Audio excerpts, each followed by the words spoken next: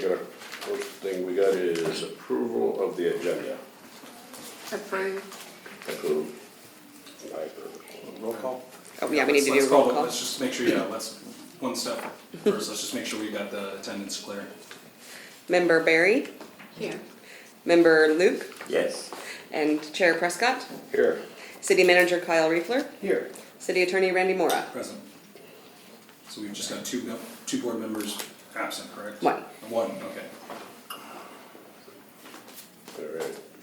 So then we get approval of the minutes. I've read the minutes over and I only caught one thing. I think it's more of a typo, but I guess it's pertinent to get it correct.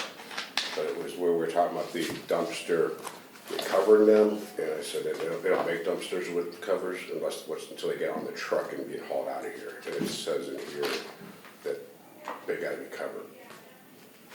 I think that was the discussion, was they wanted them covered, and then you brought up the point that they can't always be covered. I don't have a copy in front of me, I agree with that. but they can't always be covered. Well, just if they could be, it'd be great, but there's no plan. That's what's up right. There's none of the facility to do that. I don't know where it was. It's page 2 at the top, first paragraph. Get the dumpsters.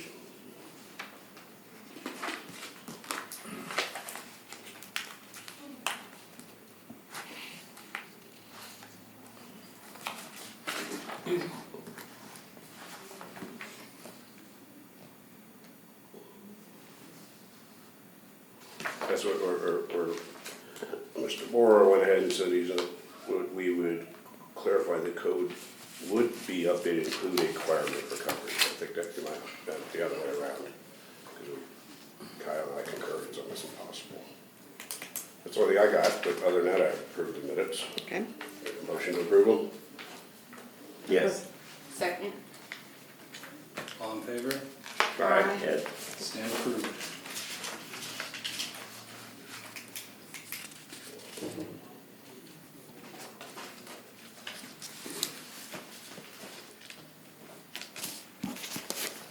All right, review of draft ordinance for the city code, chapter 94. Alright, that's what we're on. Sorry, Kyle, I didn't hear. Did you say we were removing item 3 from the agenda? Yes. Okay, thank you. Yeah, Just I'll wanted to come make clear back to that that it's later. on the record that was, okay. Okay, so chapter 94, chapter is zoning chapter. It's a large chapter, we got 74 pages, and you probably saw a lot of underlined, large paragraphs throughout it. And like I was mentioning earlier to some members before the meeting started, it's It's 9. a lot of that is got moved from another chapter, so it doesn't necessarily mean that it's all new code. So I'm just gonna point out the changes throughout the chapter that were made. Let's get to the first section on page 2, it's section 94-2 definitions. We added some 2 definitions, and we added some overall definitions that were not part of it previously. So for accessory structure, we added at the very end, the underlined is that bird baths or fountains or not greater than 4 feet in height, or fountains of not greater than 4 feet in height. So we opened this up mainly because you have a lot of properties that currently do have these small portable bird baths as sort of like a landscape decoration.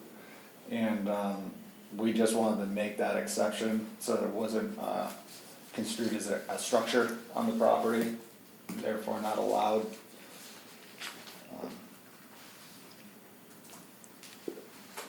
Should I just move on? Does anyone have any comments on that? You guys good? Okay. So angle repose, that is a completely new definition. Same with building height. I believe we added that just to make sure that we include the definition because it is referenced later in the chapter. And what the planner's intention was just to kind of fill in all the definitions that were needed for this chapter. Some of them had been taken from the other chapters of the code. But if you're referencing that definition, the planner felt it was important to have that definition in the chapter that's using it. What page you on? So moving through, I was on 2 and now I'm moving to 3. Right. Four definitions, Yeah. 374. Yeah. Mhm. So, coastal construction line and coastal high hazard area were added as well. Those came as, input from a contractor who works for the state, as far as reviewing our flood code. And felt that those, you know, well, coastal construction line is a line that you're required by FDP to have a permit, if you're working beyond it on the beach side. And then the coastal high hazard area is, it's a coastal A zone. Actually, no, this is just because we didn't have the definition, but it's defining the coastal high hazard is a V zone. We don't have any V zones currently, but the maps can change in the future, and they felt that this definition should be included. Condominium was changed to multifamily. You're gonna see that throughout the chapter. We had District 1 residential medium zoning, and it says condominium, but we felt it was a better definition or a better term to use was the multifamily, and that's why it's changed. You'll see that throughout. Design flood elevation, again, another flood code definition.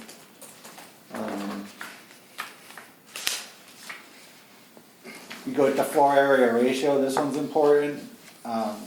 The reason we had to add additional language, which is a building's floor area ratio does not include parking garages, exterior stairs, exterior balconies, or any unfinished or flood resistant enclosures other than a basement usable solely for vehicle parking, building access, or limited storage, provided that such enclosure is not built so as to render the structure in violation of the non-elevation requirements of the Florida Building Code. So previously, we did not exclude these areas of a building, and with the current floor area ratios and what the models that you can build, a lot of people, they build over a garage storage area and they have all their floor space above. By designing your house at 3 stories or 1 on the bottom is that garage storage area, they're well over exceeding the floor area ratios. So we wanted to change the definition because it wasn't feasible to have a floor area ratio and include garage storage with that definition. So we added that. Hedge. So this one's interesting.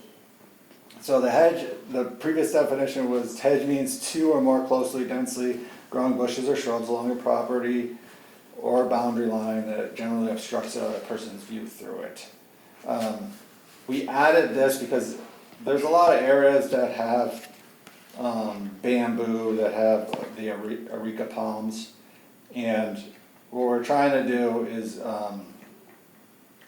create an exception to allow them as long as they're not meeting the definition of obstructing the view where the height requirement exists. So currently, if you had a hedge in your backyard, let's say on the rear property line, your maximum height you can let that hedge grow to is 8 feet.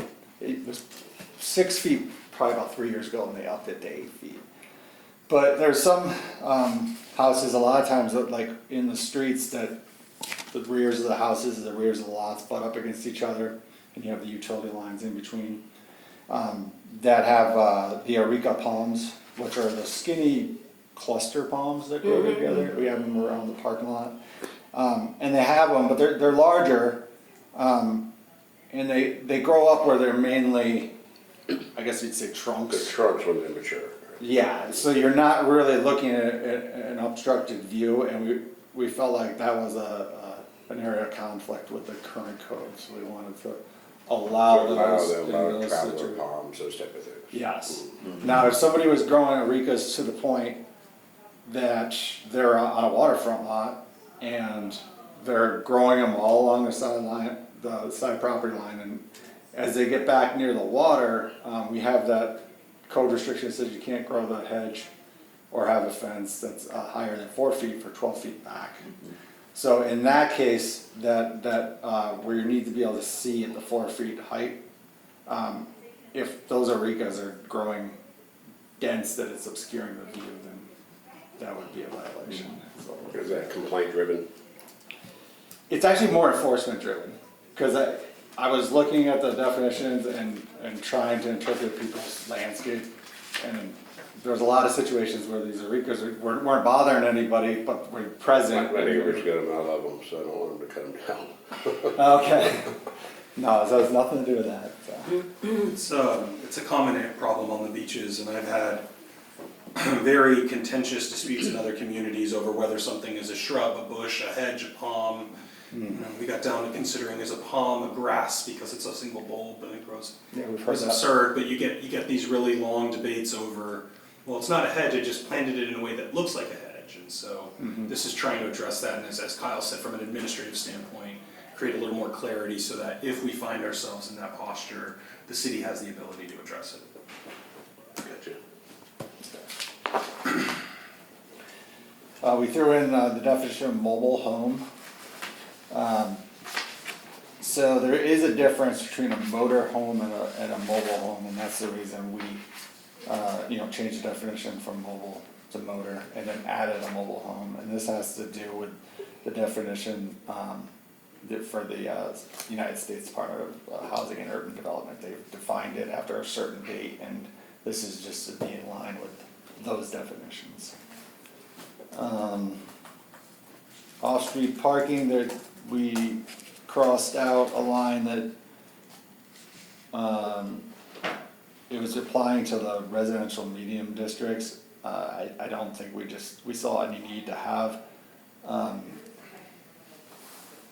such space shall not be less than 280 square feet, which includes, access drives and maneuver areas. We just felt that that part was not needed in the definition.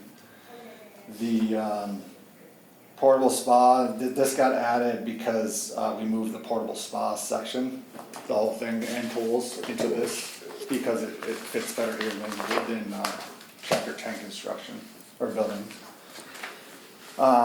Definition for satellite antenna. Satellite got moved from another chapter, so we moved the definition. Same with the spa.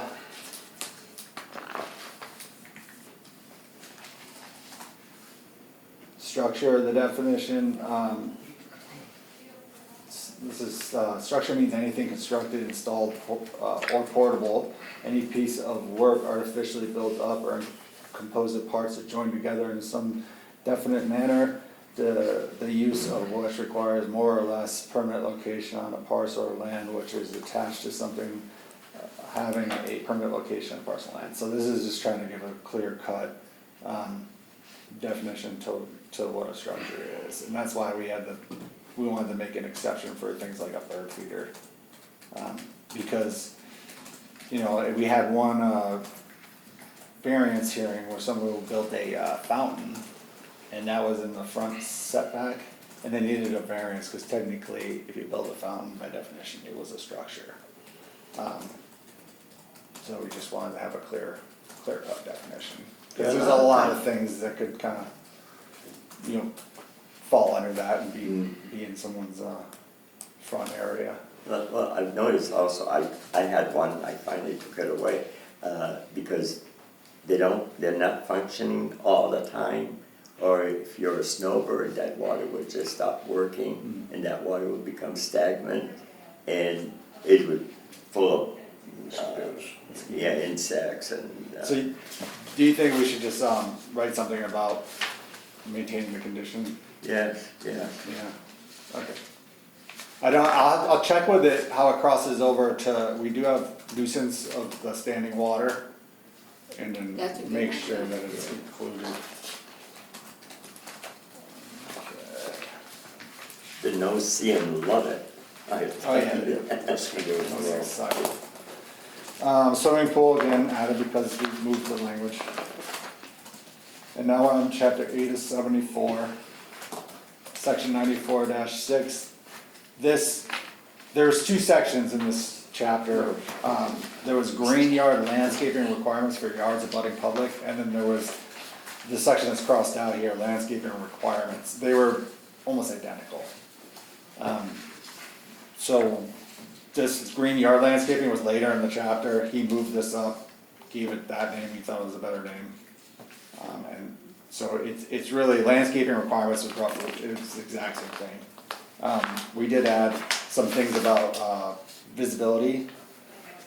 So if you go to this H on page 9, the traffic hazards, we added, let's see, we had to add more than that, but right now it stands at, to minimize traffic hazards at street or driveway intersections, all landscaping installations must provide an unobstructed view to adjacent property owners or the motoring public in accordance with the roadway intersection visibility standard of section 94-259 of this chapter. So it's just referring back to the visibility.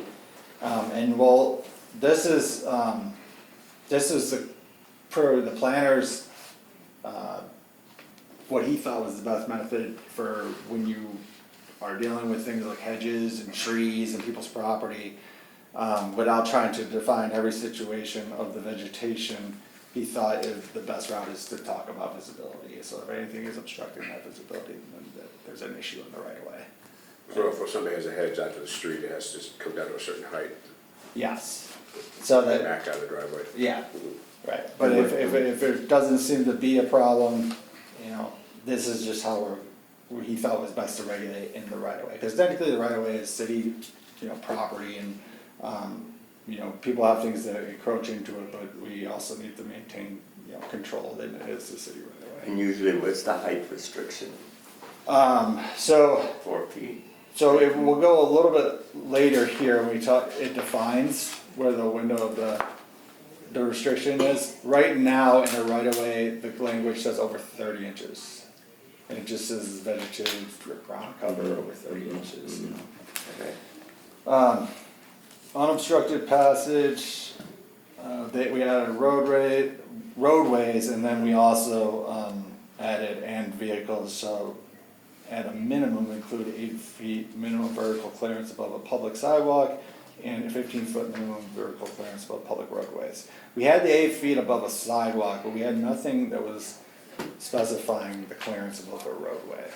So now we actually have 15 feet, which I think is important, because we do get some trees, yeah, large trucks coming through there collecting the trees.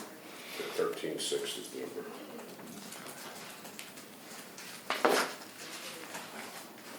Are you okay with 15? You Oh, said yeah. 13? Yeah, that's why I was more than enough. Okay. What was that, Kyle? Sorry, I wanna make sure. I just asked if he was okay with the number of 15 feet, because 13.6 I think is the standard. Is the board generally all right with that? I Yeah. wanna make sure we have consensus direction. I say yes. Okay. So this is the limitations on installation of the right of way. So this has to do with the mulch, that when we get large amounts of standing water from either rain and the high tides, or if we get, you know, a surge or something that's, you know, minor, not like we had last year, but enough to get up in people's yards. A lot of times, if they're using a mulch like a pine bark that floats easily, all that just goes right down the road and into the drains. So the idea here is to limit, you know, what you're using for landscaping inside of the right-of-way area. And a typical right-of-way on a city street is about 10, 15 feet, some cases a little more. We have pretty large right-of-ways, but it would be all the way to your property line that we'd ask that you don't use a floating material that can easily wash into the drains.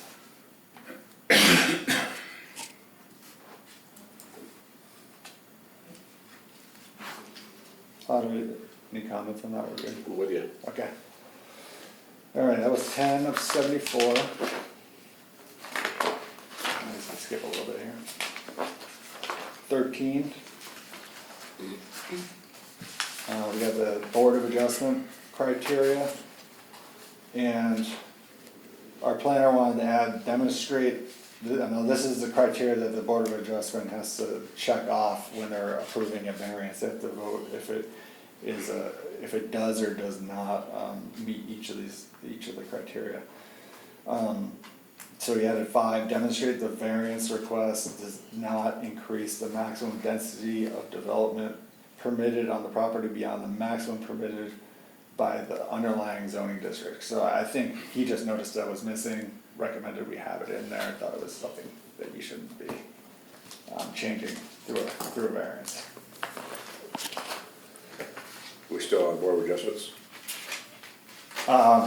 Yeah, we got something to add, everything just got bumped out. I've been bringing it up every meeting since I've been on this appeal, is I really feel that the Board of Adjustments, and it used to be that way in this city, is when the Board of Adjustments makes their decision and approves somebody's variance, then it goes to the council to be voted on twice, to see if they approve it as well. And that's like just checks and balances, because the way it's set up now, the Board of Adjustment has their own autonomy. You know, and I go to the polls, and I'm not that involved with politics, and I go to the polls, I see the word mayor, I'm thinking, that's my leader, that's the guy I want to run the city. And then when I hear from a mayor that says he has no control over the Board of Adjustments, well, then I didn't vote for the guy running the Board of Adjustments. He's appointed, he's whatever. So before, for many years, it was, beginning of Board of Adjustments here in Bellar Beach, was they approved it, then it went to the council on the regular voting meeting. And in most cases, it would probably get approved because the council likes to put faith in, like this committee and all committees that, you know, do the legwork for them. But there's times where somebody, a bunch of neighbors came in and residents came in that really weren't showing up at Board of Adjustments meetings and then voiced their opinion. And I've seen it get reversed. I've seen quite a few of them actually get reversed, and some, even lawyers get up and speak with their 3 minutes or whatever the case is. So this way, there's checks and balances like anything else, like the way the federal government is set up. You know, nobody has their own autonomy. So to get that done, is that something that's done at the council level? Is that a charter thing? I mean, you got to have a referendum. How to come off is maybe the better way to ask. How to come off is a different question, because that's a historical question, and you'd have to go off to when did they amend the code to change that way, if it was in fact that way. I don't know. It was on the council. I'm not doubting you, I'm just saying I don't know it to be true, because I didn't check that myself. As far as changing it now, how you change it would be your code. Whether that be this is the place that establishes their powers and duties, and whether they're advisory or binding. My advice on the legal side would be not to change that right now, based on a case that is going up where a court, where one of the judges in Tampa specifically called out Bellar Beaches as being a approach that they find more legally sufficient. I think the entire opinion itself is flawed. It suggests that municipalities and their legislative boards do not have the authority to make these quasi-judicial decisions, which would upend about 60 years of conventional wisdom as to how local governments function. But right now, while that's on appeal, I would not suggest changing that in order to preserve any potential legal sustainability that exists for your current arrangement. I hear you, but we gotta act as if we're representing this city and not the whole, what's going on in Tampa. But at the end of the day is, Right, but- let me finish. I feel that should be, what we vote on today doesn't make it change it. What we just vote on today is just put it in front of the council to let them know how we feel about it. And then they take it from there, and then I'm sure Randy will have all the time in the world to explain to the council what the pros and cons are. But I think we should do what I just suggested. And it wasn't that long ago when they did change it, and I didn't see it in a referendum, because I don't think I've ever missed an election here. I think I've voted every time. It would be an ordinance change. It would be an ordinance change. An ordinance, that's what I thought. So I was told by somebody else not in this room that it was, it had to be a referendum, and I said, I don't think so. So anyways, that's really, I really think that's important for everybody in this city, and not one person to have basically the board, the chair of that board have his own autonomy. I don't think that's correct. So That being said, that's my only objection. Well, I had one other one I brought up before is to, and you know, you've clarified this, Randy, on the no objection letters, I still feel they should be on there. I still feel that if you're gonna get a variance, you go to your neighbor, abutting neighbors, get a no objection letter. Is it required? I've been told by the council it's not, but at least it's one formality that the people sitting on the Board of Adjustments see that their neighbors dispute it. Yeah, They're not happy. So, because, I mean, at the end of the day, we all wanna get along, and if you read these 5 or 6 guidelines for the Board of Adjustments, almost every one of them keys on that. It's an interpretation, but it's definitely, you can definitely interpret to what I just said. So that's just my opinion, but for years, it was the first thing you did when you filed for a variance here, or you put your plans in, the city clerk would hand you this form to go get the no objection letter signed by either neighbor. Then come back, and then we'll send it off to Reese, I believe you said his name was, and approve it. But it wasn't, back then, they said it was required, apparently, it probably wasn't, just never challenged. But I really feel that those two things I mentioned should be part of the Board of Adjustments. Mr. Prescott has suggested that the Board of Adjustment be changed from binding to advisory with the ultimate decision made by the council. Is there consensus direction on that? Meaning, how do you guys stand on that? 'Cause I we- don't know enough about it. I mean, I feel like So what he's, It's a lot. so the difference between what he's saying on the first issue, not the non-objection letter that's separate. The first thing he's saying is, listen, the Board of Adjustment, when somebody wants a variance, let's say they wanna build 3 feet into the side setback. In order to do that, they need a variance, they go before the Board of Adjustment. In your current system, the way it operates is when they go to the Board of Adjustment, if the Board of Adjustment votes it up, votes it down, that's the end of it. If somebody wants to appeal it, they go to court, but that's the final decision.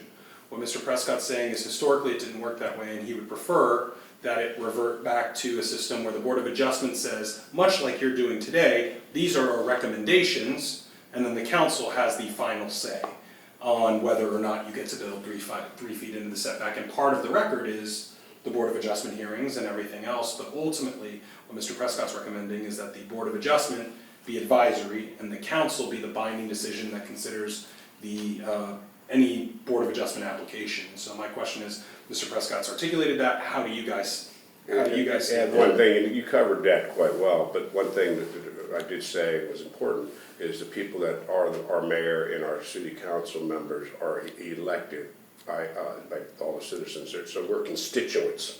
So that guy makes that decision, he's looking at a room full of constituents that are not happy with him. So that does carry weight. When Well- somebody's on the Board of Adjustments, they're not elected. Ideally, they shouldn't, that shouldn't, whether or not they're constituents shouldn't factor into a quasi judicial decision because it's an impartial adjudication, but I hear the point you're making. So the question again for the two of you is, where do you stand on that issue? Because we're just trying to make sure we can clearly articulate if it's a member's recommendation or the board's recommendation. I think it should be the board's recommendation.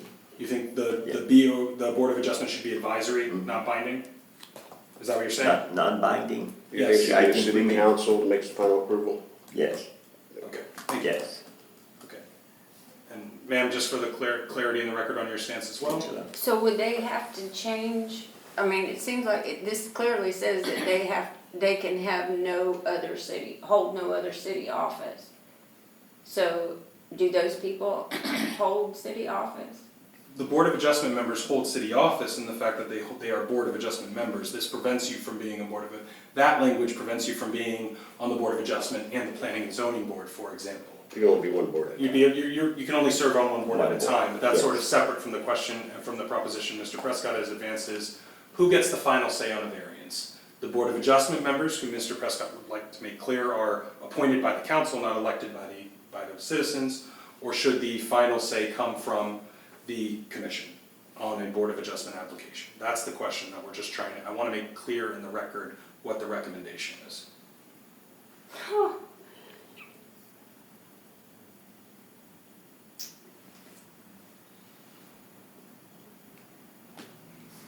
And we don't know why it was changed, or if it was changed. As we sit here now, no, and I trust Mr. Prescott saying it was changed. Oh, yeah. I don't It know was. I don't know the why or the when and the who. I know it was that way in the late '90s. I'm guessing it was in '03 they changed it just by looking at the the tracking of the ordinances. Often it is changed in cities for the reason that I was articulating, which is a quasi judicial board is supposed to make a decision based on the record before it and not be subjected to political pressure. So when communities change to an advisory board, I'm not saying that's the reason that happened here, I don't know.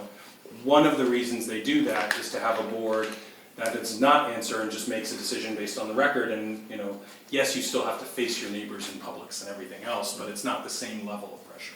So that's one reason why those decisions sometimes go. In other decisions, in other communities, they have a special magistrate do it. There's a lot of ways to approach the issue.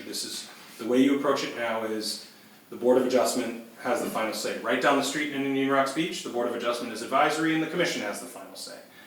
A lot of ways to skin a cat, just asking what you guys want to do.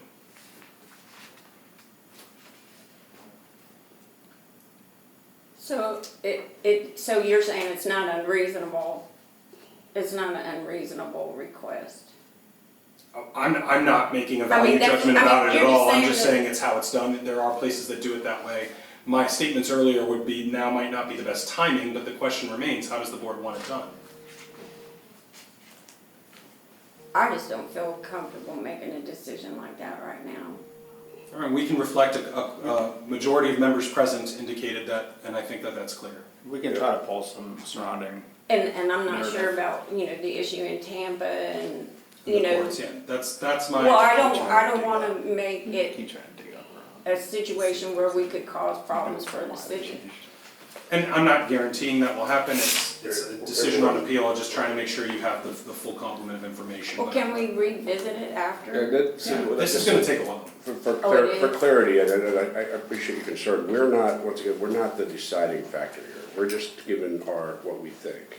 And now then, when it gets to a workshop, this gets in front of the council to vote on, and it'll probably get beat up 2 or 3 more times before it gets to where they're gonna vote. And then if there is any ambiguous things or things that are concerning, as a city attorney's position is, he will clarify that with what your options are. You guys vote on it now, it could do this, or maybe park it till this is passed, whatever. That's his job, that's how it'll get handled. We're just saying what we feel, and that's how I feel. That's how I feel too, yeah, that we have. And we it's have the known, final it's word. when the next workshop they go and cut this down to maybe 54 pages, it's Well, our consensus. the problem that I've noticed for years of living in Bella Beach is if you make concessions for people that are non-conforming, setbacks and so forth, then you're gonna deny others that are asking for the same thing. So what type of, how of conforming to rules that were written in Bella Beach for over the years? So they're not happy with a 15-foot setback, now they wanna go to a 10-foot, while all of his neighbors are 15 feet. And to build a house if the house does not conform from their architect to our standard, well, then they should not be I building. think I follow you, but my suggestion is covers a lot of good reasons, and one of them is to keep the Board of Adjustments knowing there's somebody policing them. Correct. Because we've had that exact same thing, not to go into case by case, but there's been plenty of times where they're friends with somebody, let's just leave it at that. Exactly. And the next thing you know, yeah, they get a variance, but nobody else can have the same thing. And it's supposed to be, if one gets it, pretty much you open up the deal for everybody. That's not legally accurate. But it's a case precedent, I've seen it. But anyways, we're going deeper in this. I'm just saying what I said earlier, that I think that there should be somebody that keeps them in check, just like any other agent, just like That's the right. Congress and Senate, and that's how it works, Well, I agree with that. And- I just don't, Sorry, go ahead, yeah, I'm sorry, yeah. I agree with about checks and balances, absolutely. Is that's the way to get that done, then, we can look at it, but. It's a way, arguably there's checks and balances in the fact that they're appointed and removed by the commission, or the council, but ultimately, we're just trying to get your guys' recommendation. And it sounds like we have a majority of members present recommending that be considered by the council, so we'll make sure the minutes reflect that. We got it. Got it. Then the other one was the no objection letter. Okay. The what did you The, say? No the no objection. objection letter, which we discussed at length in a previous Our meeting, first and meeting. the suggestion was that that be made part of the administrative process, but need not be part of the criteria in the code itself. Okay. Let's see. Alright, so we got up to page 16. That is where Green Yard Landscaping got moved from, just for reference. Save it 17. Okay. So this whole Division 3 local planning agency was added by our planner. And it's just kind of calling out some general things. But he felt like this needed to be added, referring to statutes and the Comprehensive Planning Act of 1975. Does anyone have any That's questions? page- We're on page 18. Yeah, I was gonna say. Okay. Chapter 163 compliance and just sort of the hat tip to the primacy of the comprehensive plan. Okay. Yeah. Alright, skipping up to page 20. I just wanna make a note, there's a cross off, maybe section, well, it's on page 20. It's technically section 94-101, but it's, the number 3 is crossed out, but if you look at our previous code, this never existed. So I don't know where in the draft process it got added and just crossed out, but we never had this in our code. So I just wanted to point that out, I looked at it this morning. So then at the bottom of the page, other permitted uses, C, all repair, reconstruction or replacement under subsection 7 shall be subject to floodplain management regulations, chapter 74 of the city code of ordinances. That was just added, just for our consultant. Let's see. Next page 24, and this is when we get into that resident medium zoning district. And you're gonna see throughout condominiums crossed out, change to multifamily units. Okay. It's just a better fit. And page 25, same thing.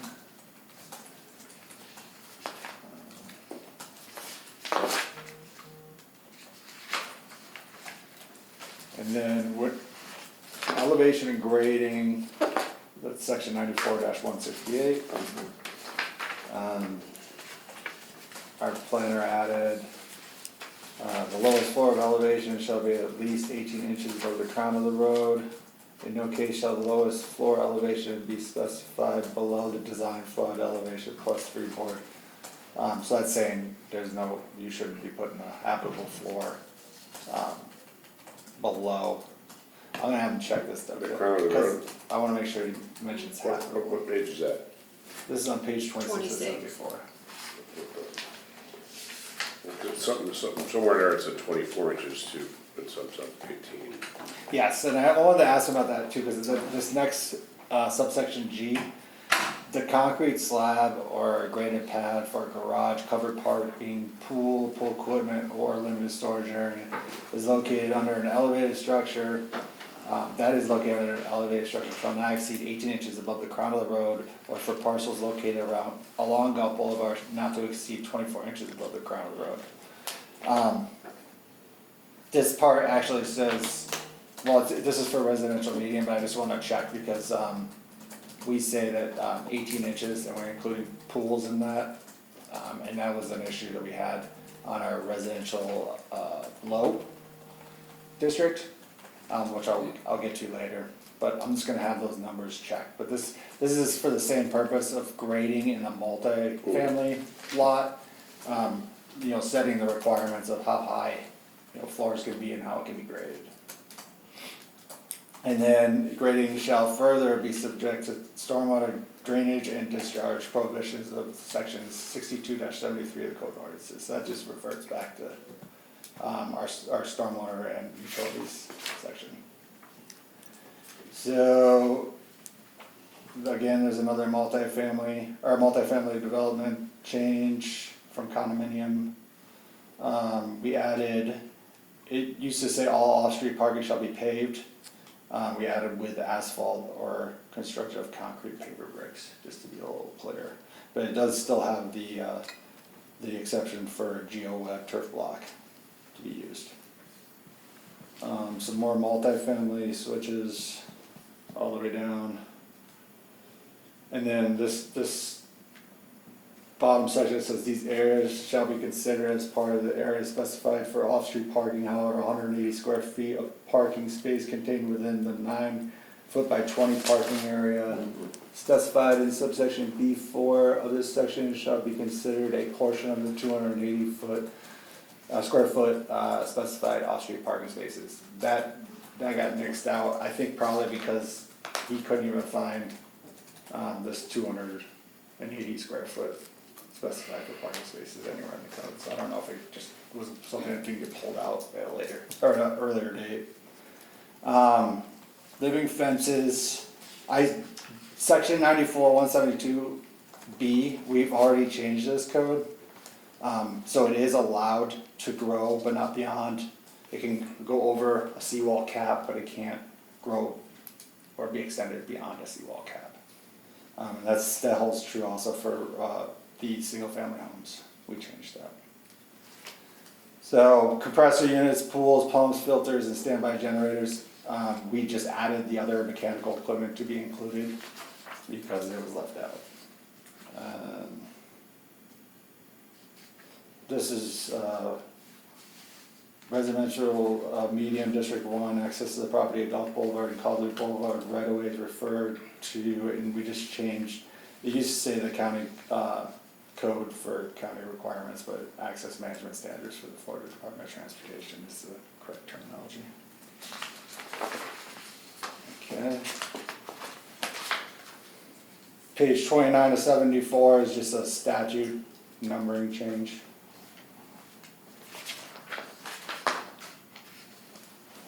Okay, section 94-210 detached buildings.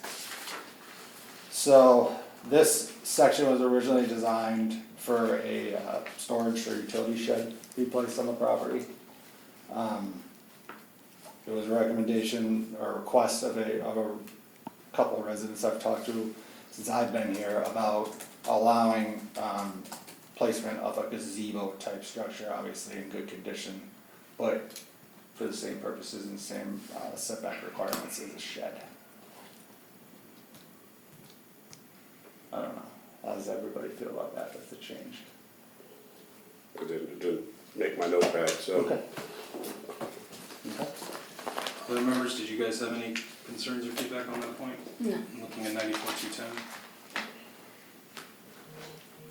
Okay. All right, we're on, this is the important part, 94-213 rentals. 31 and 74, What page? 31. So there's two subsections added.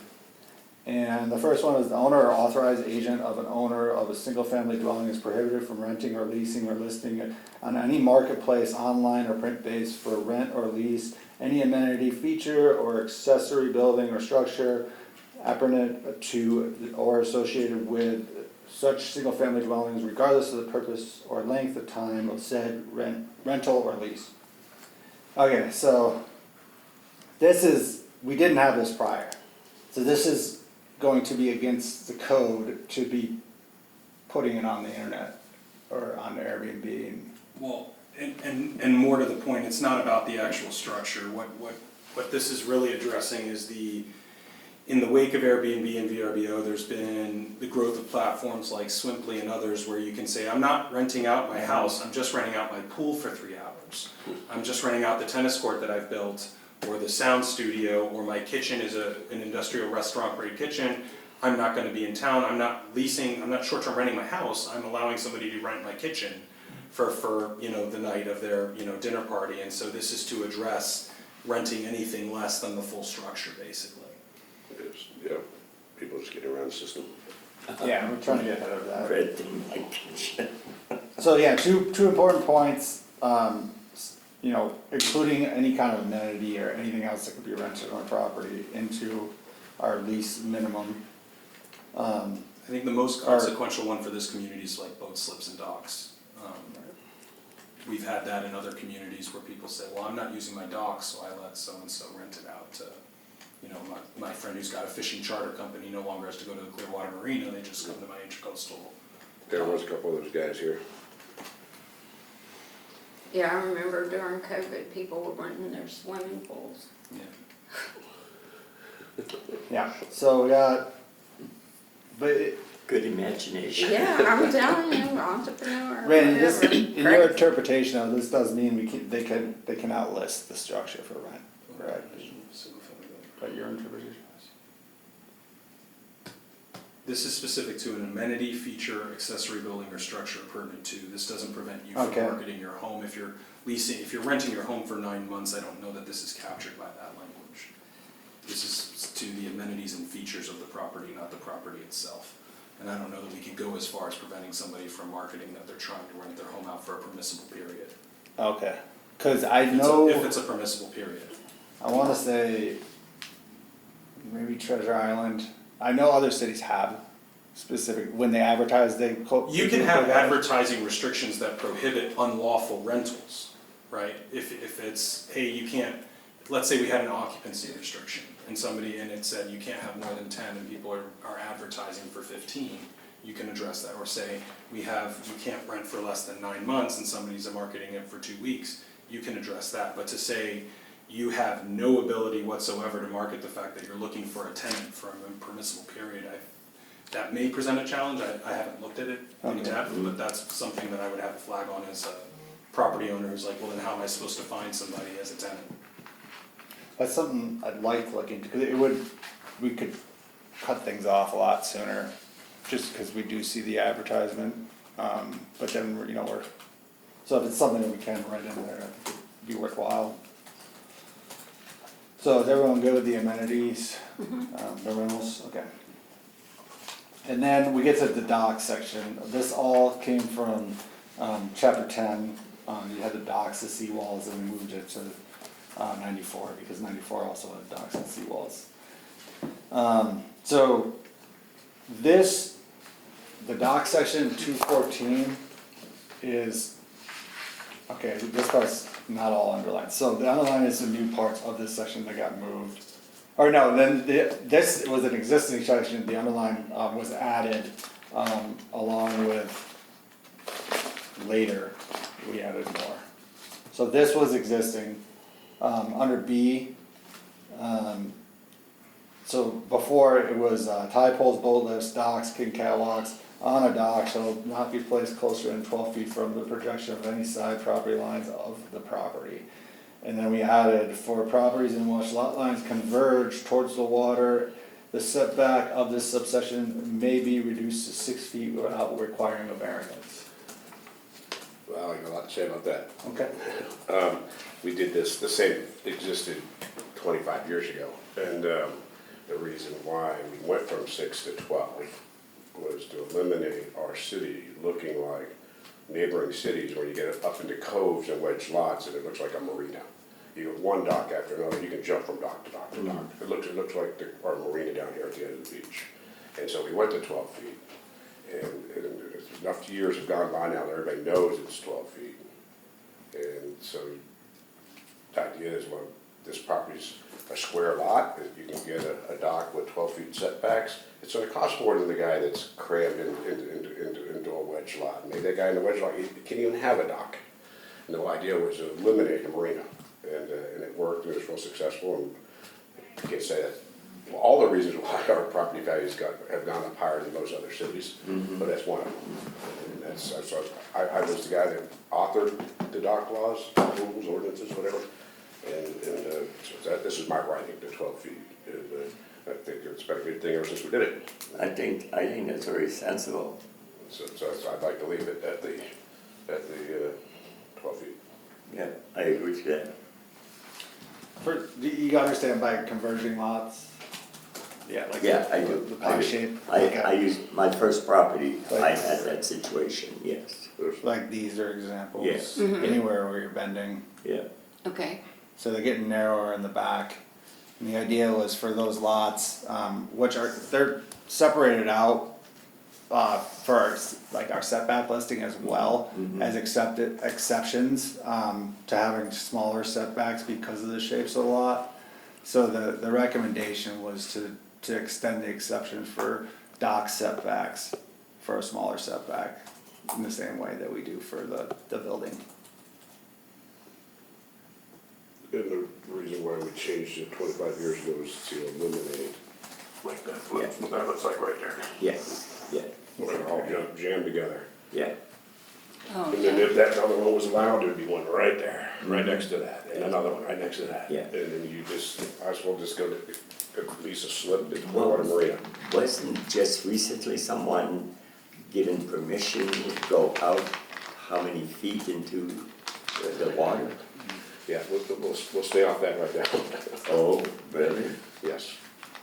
It's the subject of an ongoing appeal of which Mr. Prescott's a party.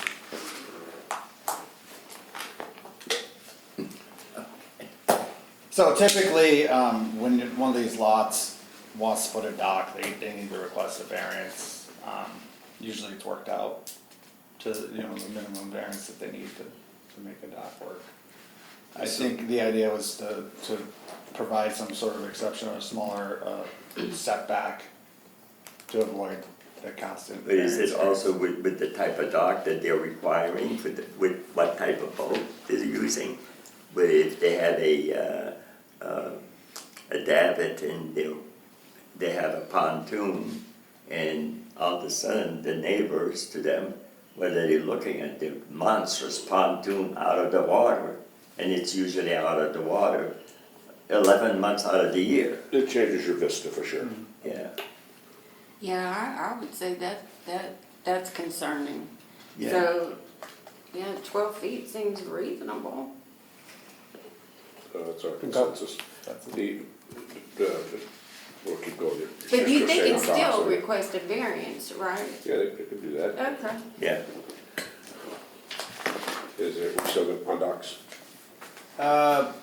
C, that same thing, just in a different section.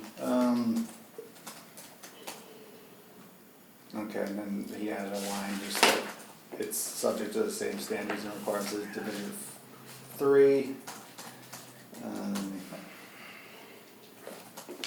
Elevation and grading this is for the single-family homes.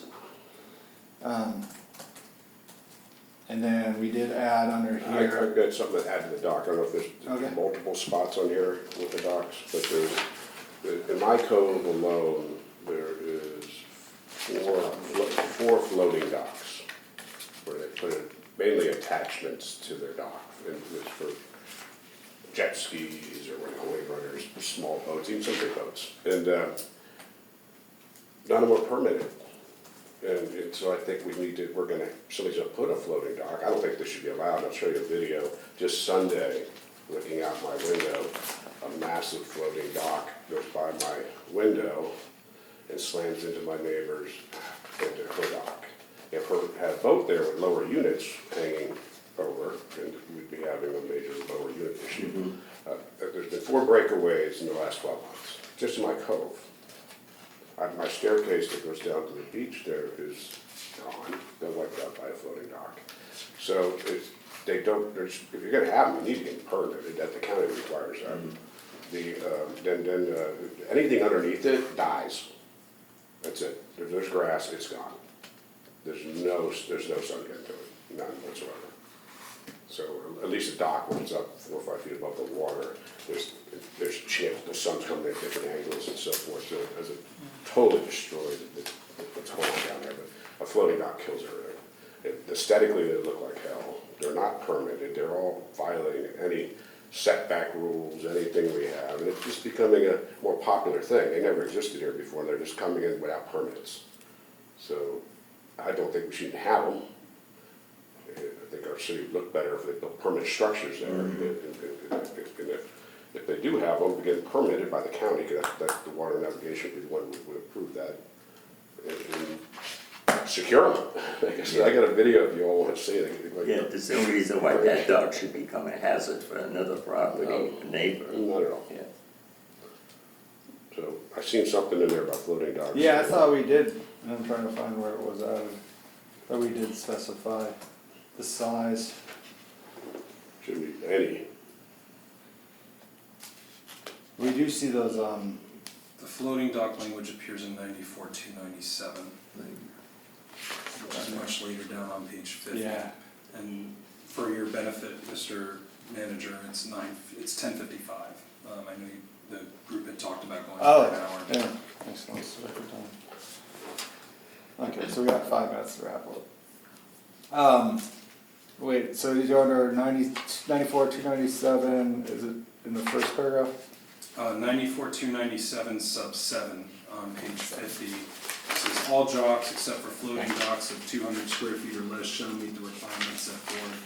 And then sub 8 says floating docks larger than 200 square feet shall require a permit through the city and shall meet the requirements set forth in this section in sections 94-265 and 94-214. Okay. That broke away Sunday. You see, So, right now, we're proposing 200 square feet. Bit larger than 200 square feet would require a permit for a floating dock. But you would have an exception. That'd be a 10 by 20. Yeah. That's a pretty big dock. That's a I just good think any floating dock needs to have a permit. Just like if I was gonna put any dock in behind my house, I'd have to get it approved. Even the little, you see those jet ski, And most of Ramps. those, most of them are in setbacks, they're not supposed to be, and they're killing seagrass underneath them. And they're, like I showed you the video here, this one's floating across, all the way across the cove, and smacks into somebody else's dock. They do have those new docks, and I don't know if they're floating, that have holes in them so that the sunlight comes through. Mhm. I can't remember the name of it, because we looked at those. okay. So Mr. Prescott has expressed his position on it, so we have board consensus. What are your feelings on the topic as we near the end of time here relative to floating docks? Well, it's concerning, yeah. I say no, You said no docks, no even dock, with a no permit? floating docks, no. No floating docks No. whatsoever, or, because Mr. Prescott was saying, there was some discussion of whether if you're gonna have them permitted, or and you'd also expressed you don't like them at all, you think that aesthetics and functionality would be So, safer and but better I would if say they were no. permanent structure. I don't think we should have them Okay. for about 3 or 4. Just wanna make sure, Yeah. I just wanna make sure we're Okay. clear. Okay, so we're saying no floating docks. Okay, so the recommendation of the board would be no floating docks. Okay. Let's jump up to the A code. Okay. Alright, jump back. Let's cover this one quick. This is why we have members of the public here. What page? Page 29 of 74, 94-209. Okay. Okay. So, we recently changed this ordinance, to allow for 3 habitable floors, design, construction, and, the height is gonna be 35 feet above the BFE plus 1. I don't think that all got transferred over. But the last line of this code says variances to the provision of this section shall not be requested or granted. So it says at the very end of the paragraph that this section you can't request a variance for it. So that just eliminates that possibility, regardless of the reason. And we have the Shuklas here today to tell you their situation, but I just want to speak to it. I'll be quick and brief. Thanks for allowing us to express my suggestions about zoning code for maximum height of a residential home in Bel Air Beach.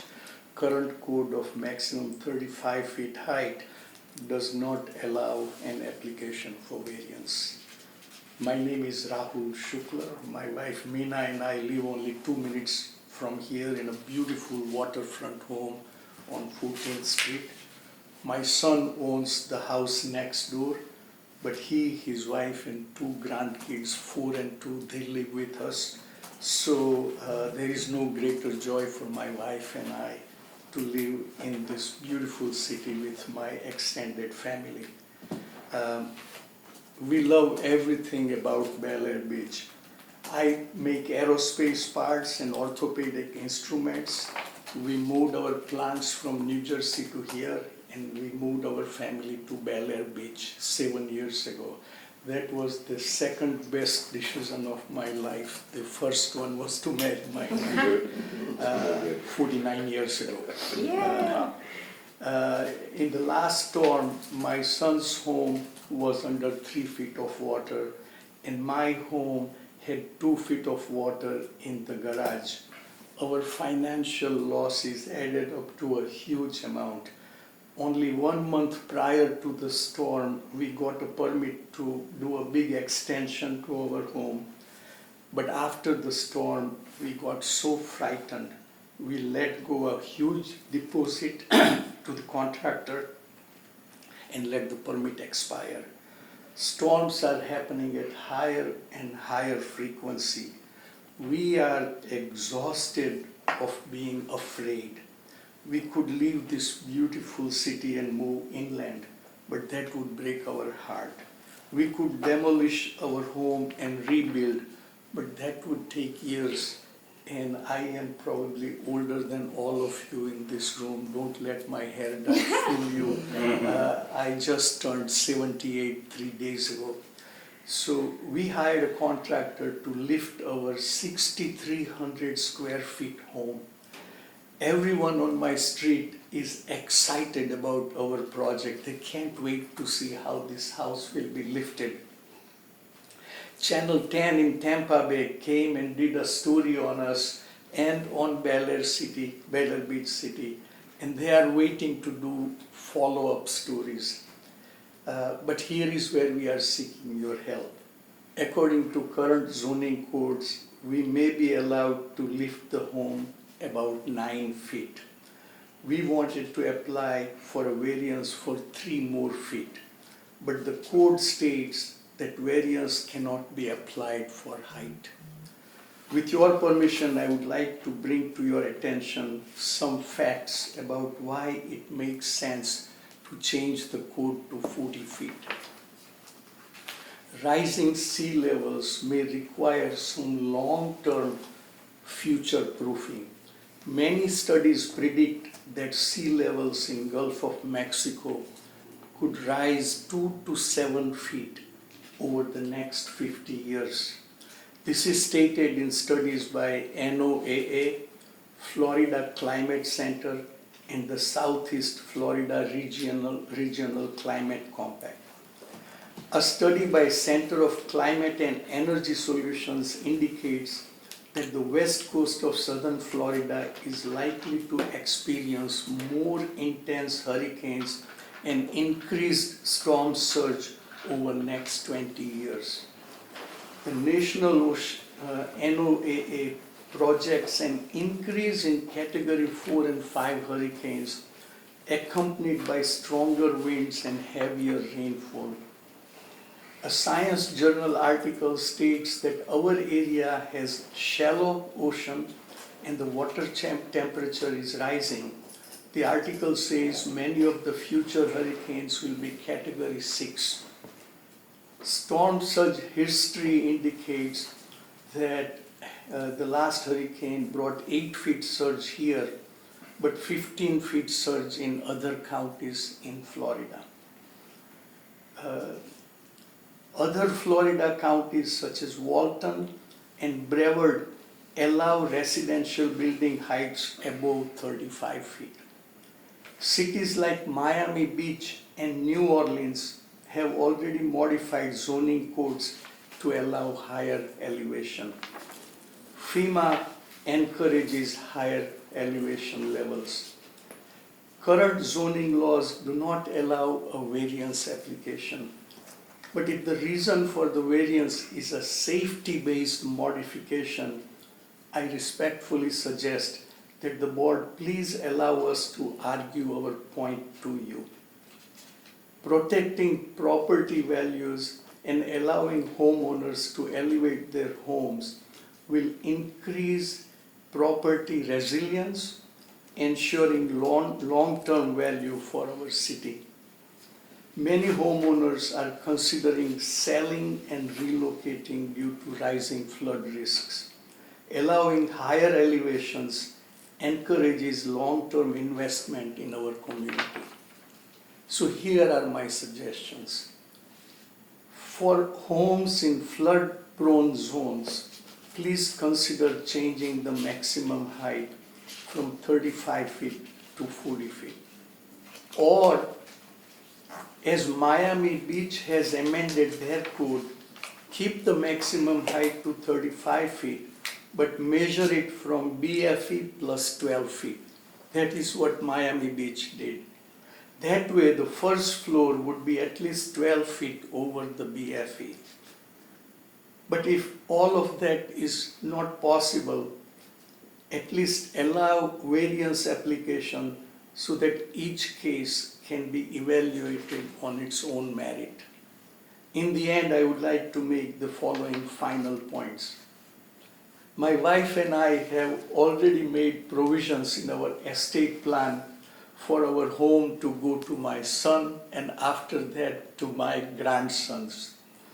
I hope my 4-year-old grandson would be sitting in our raised home with his children and looking at this beautiful bridge. I hope they live in this home for decades, and therefore I urge you to create zoning codes that consider the changes that will come to us in the next 50 years.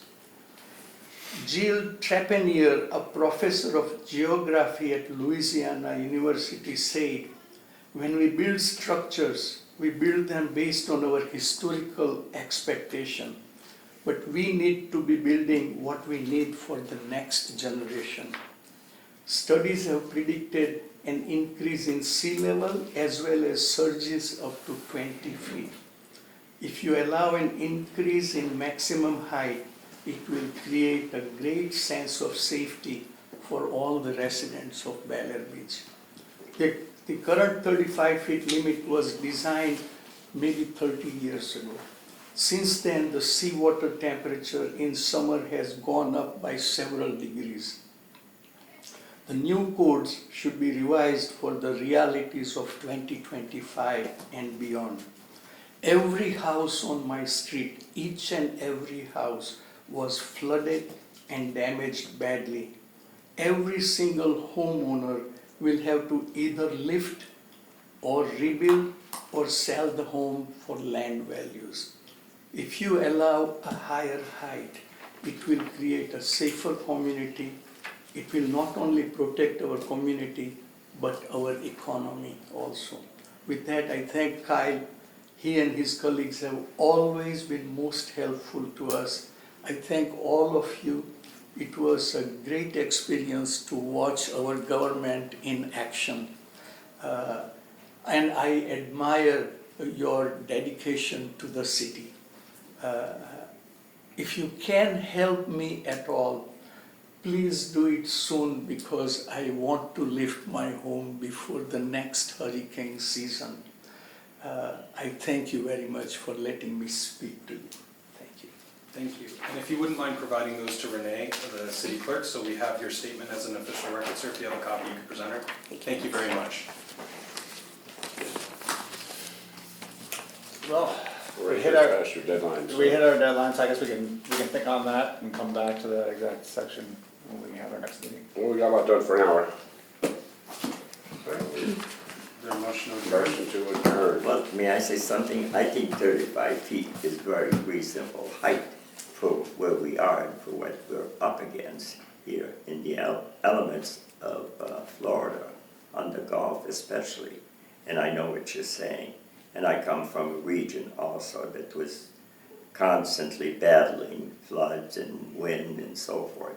And that would be Cape Cod, Massachusetts. And their height restriction is 30 feet, no matter where on Cape Cod. So 35 feet, I think, is reasonable.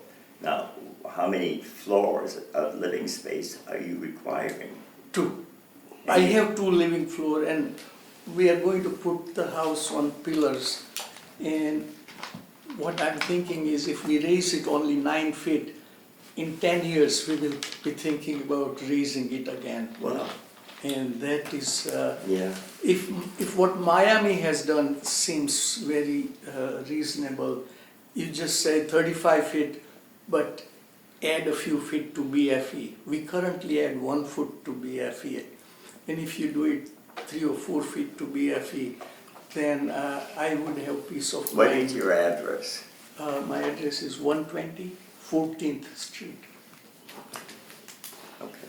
I'm sure over, what's it, every 10 years, the FEMA comes by and rezones those, or at least looks at our zoning. I'm sure we get this massive ice melt that you're referring to, that they'll probably bump our heights from 10, 11 to 13, 14 or whatever, and but they're gonna stay on top of it.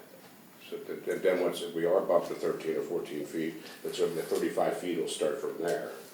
Right, right. So I think that's what we're And- talking. I know in the meantime, you wanna build higher than the base flood elevation and just start And- from there, but All I'm looking for is 3 more feet, and if you allow variance application, and then I will abide by whatever But the then board if we decides. allow you 3 feet, then we gotta allow somebody else to do 3 feet. That's So we're factually going inaccurate. from 35 to 38. That's legally inaccurate. Every variance application is considered on its own merit. I just want to be clear about that. There's this notion of precedent when it comes to variances. That's not how variances work. Huh? We would go by whatever your criteria are and the competent substantial evidence presented at that hearing.